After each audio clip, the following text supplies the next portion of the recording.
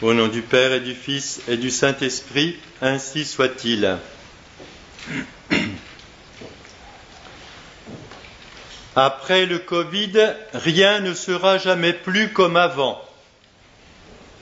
Phrase énigmatique pour la plupart d'entre nous lorsqu'elle a été entendue au printemps de cette année.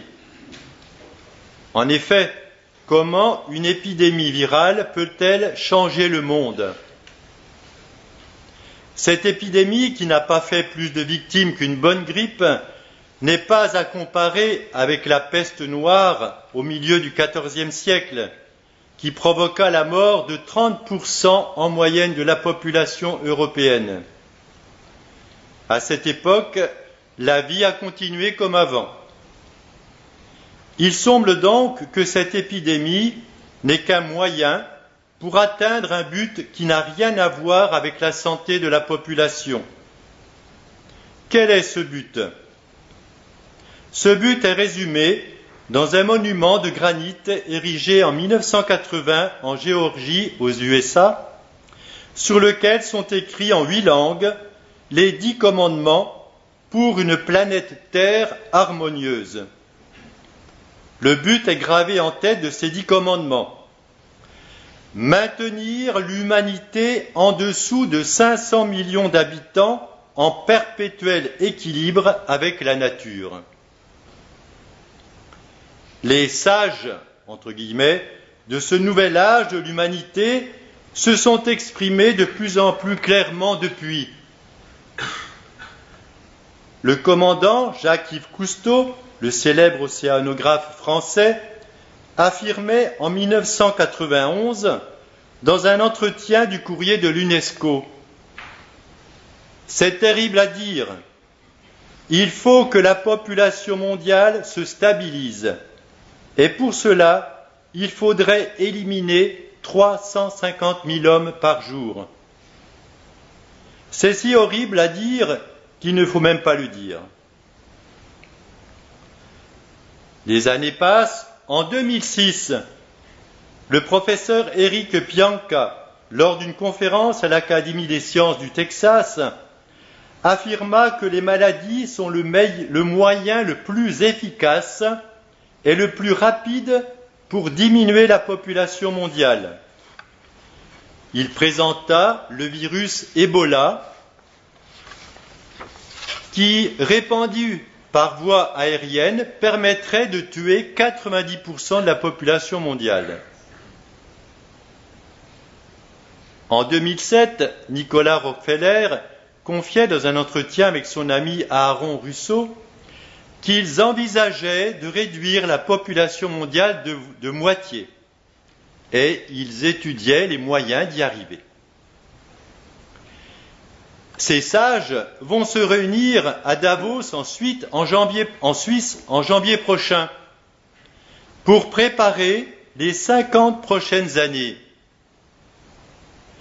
Le Covid, dit le président de cette assemblée de sages, est une occasion de repenser, réinventer et remettre notre monde à zéro.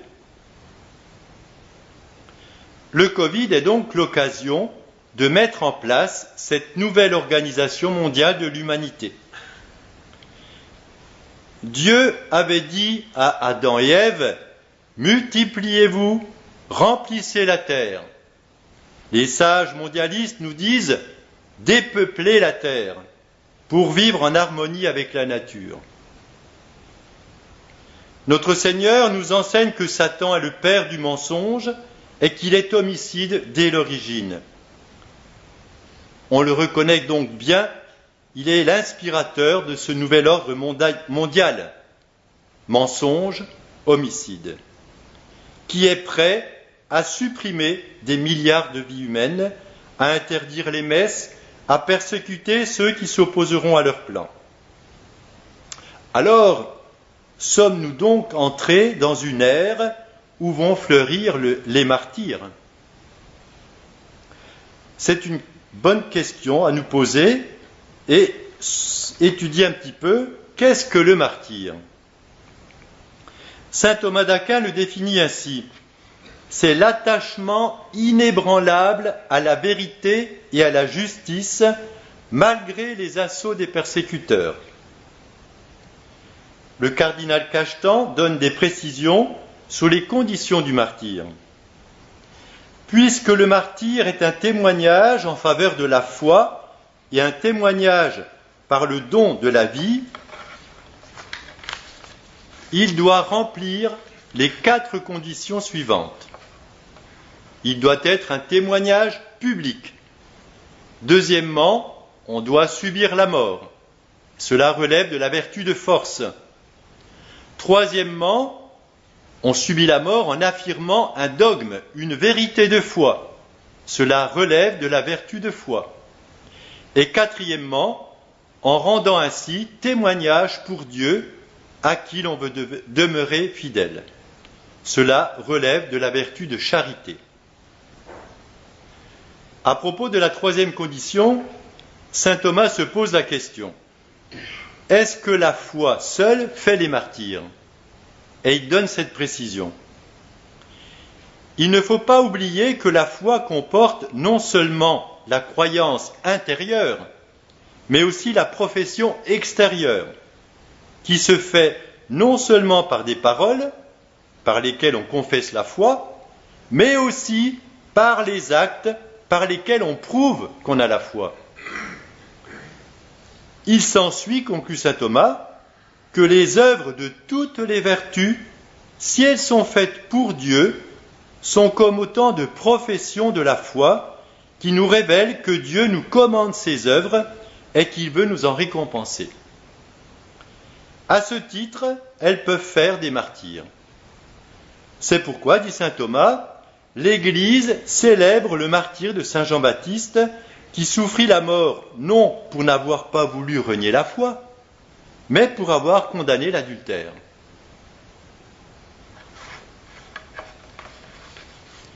Le martyr rend témoignage à Dieu, à qui l'on veut demeurer fidèle. C'est au baptême que nous avons promis fidélité à Jésus-Christ pour toujours et renoncer à Satan, à ses séductions et à ses œuvres. Ces promesses du baptême, nous les avons renouvelées solennellement lors de notre profession de foi. Et nous les renouvelons publiquement chaque année au cours de la vigile pascale. Cette année, vous en avez été empêchés par le premier confinement. Ces promesses sont pour le baptisé un engagement grave et Dieu peut nous demander d'y être fidèles au prix de notre vie. Pour cela, nous avons besoin de la vertu de force, renforcée par le don de force. La vertu de force, quand elle est parfaite en nous, nous rend fermes dans l'intention de ne jamais céder au mal, même sous la menace de perdre la vie.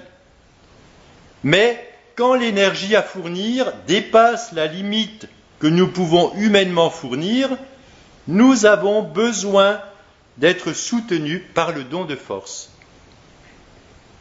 Cette intervention du don de force se remarque ostensiblement dans la plupart des martyrs. On ne s'improvise pas martyr. Il est un don de Dieu. Mais ce don est donné parce qu'il y a eu une préparation dans les mois, les années qui ont précédé. Alors, illustrons dans un deuxième point cela par l'exemple du grand martyr du Japon qui eut lieu le 10 septembre 1622 à Nagasaki. Le bienheureux François Morales et ses compagnons dominicains reçurent la mission en 1602 d'évangéliser le Japon. À cette époque, l'archipel du Japon était constitué de plusieurs petits royaumes gouvernés par un roi sous la dépendance de l'empereur du Japon. C'est par d'ardentes supplications à Notre-Dame du Rosaire, jointes à une vie pauvre et austère, qu'ils convertirent les païens de plusieurs royaumes et se rendirent les rois favorables. Nos missionnaires dominicains fuyaient d'un royaume à un autre quand les rois, sous l'influence des bonzes, devenaient hostiles à la prédication de l'Évangile. En 1609, le père François Morales vint avec tous ses chrétiens se réfugier à Nagasaki, parce que les endroits où il prêchait étaient persécutés. Grâce à la bienveillance du roi de ce royaume, la chrétienté s'accrut considérablement, renforcée par les réfugiés des autres royaumes. En 1614, 5 ans plus tard, les choses vont changer. L'empereur du Japon, sous l'influence d'un hérétique anglais, voulut porter un coup mortel au christianisme. Il ordonna de renvoyer à Manille tous les missionnaires du Japon, de détruire toutes les églises, de brûler tous les objets de piété, et enfin de contraindre, sous peine de mort, les fidèles à adorer les idoles. Les missionnaires furent obligés de s'embarquer sur un bateau et de partir pour Manille.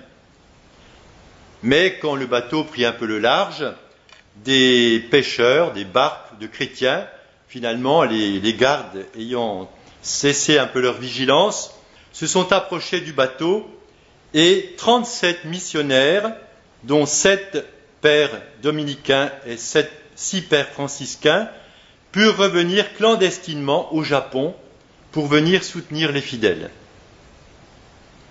À Nagasaki, le père dominicain Thomas du Saint-Esprit, vicaire provincial, se distinguait par son zèle à encourager les fidèles. À tous, il inspirait un sérieux exercice de la pénitence chrétienne, afin qu'ils apprissent à être martyrs avant l'heure du martyre. Il se mortifiait effectivement en tout, jeûnait, priait, s'approchait fréquemment des sacrements. Pour s'animer à la constance, les chrétiens établirent entre eux la confrérie des martyrs. Elle consistait en plusieurs pratiques pieuses et dans un engagement écrit de souffrir tous les tourments et la mort plutôt que de manquer à la foi en Jésus-Christ. Il y avait une congrégation pour les hommes, une congrégation pour les femmes et une pour les enfants de 13 à 14 ans.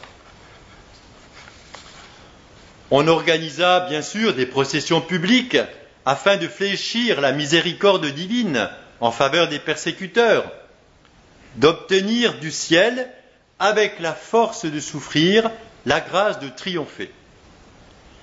Ces processions rassemblaient 8 à 10 000 chrétiens en bon ordre, plus que le pèlerinage de Chartres-Paris, alternant la récitation du rosaire avec le chant des psaumes et des litanies. À partir de 1616, les missionnaires vont être arrêtés les uns après les autres et mis en prison dans de très dures conditions. Les prisons remplies de chrétiens et de missionnaires devenaient des couvents où l'on pratiquait l'oraison, chantait l'office divin et on s'exerçait à la pénitence. Dieu accordait à ces âmes des grâces de consolation extraordinaires. Ces paroles du Père Thomas du Saint-Esprit résument les sentiments des autres pères. On ne saurait croire quel est notre épuisement et tout ce que nous avons à souffrir, mais nous acceptons tout avec bonheur et avec joie. Nous désirons plus ardemment la croix et les supplices que les ambitieux ne convoitent les plus hautes dignités. Quand je pense que peut-être nous sortirons d'ici pour aller au martyre, je tressaille de joie et je ne peux contenir les élans de mon cœur. Les cœurs étaient préparés. Dieu allait procéder à la moisson. Le 10 septembre 1622, donc certains pères sont emprisonnés depuis 5 ans, d'autres depuis 3 ans, d'autres depuis 1 an seulement. Nagasaki va s'illustrer par 52 martyrs appartenant à 3 ordres religieux différents et à toutes les classes de la société. la mise en scène fut grandiose. Sur une colline surplombant le port et formant comme un amphithéâtre, on avait dressé 25 grands poteaux pour ceux qui devaient mourir par le feu. Les autres devaient être décapités au sabre. Les prisonniers formaient une procession entourée d'un corps de garde qui contenait une foule de 30 à 40 000 chrétiens, sans compter les païens. Une tertiaire dominicaine marchait en tête, entonnant un cantique que ses compagnes chantèrent avec un tel enthousiasme que la foule était attendrie jusqu'aux larmes. Parmi les laïcs se trouvaient les prieurs de la confrérie du Rosaire et celle du Saint-Nom de Jésus, ainsi que des tertiaires de l'ordre de Saint-François. Quand l'officier supérieur représentant l'empereur parut à la tribune richement ornée, il ordonna l'exécution. Les confesseurs de la foi firent preuve d'une fermeté allant jusqu'à l'héroïsme. Un exemple parmi beaucoup d'autres, le père Joseph de Saint-Hyacinthe prêchait au milieu des flammes, exhortant les fidèles à persévérer dans la foi et la pratique du Saint-Rosaire. À force de prêcher, on les brûlait à petit feu, c'est-à-dire quand ça brûlait trop fort, on retirait le feu pour qu'il puisse être brûlé pendant plusieurs heures, si possible. Donc au milieu des flammes, il avait soif, bien sûr, et au Japon, il paraît que c'est une coutume de lever sa tasse, c'est une coutume japonaise, Nishi pourra nous dire. Et donc ce père, assoiffé, bien sûr, par la prédication au milieu des flammes, demande à boire. Alors une pieuse japonaise s'approche et lui tend une tasse, selon la coutume du pays, et il va élever cette tasse avec beaucoup de dignité au milieu des flammes. Il brûle. Et boire selon la coutume du pays. Et cela va beaucoup impressionner les gens du pays.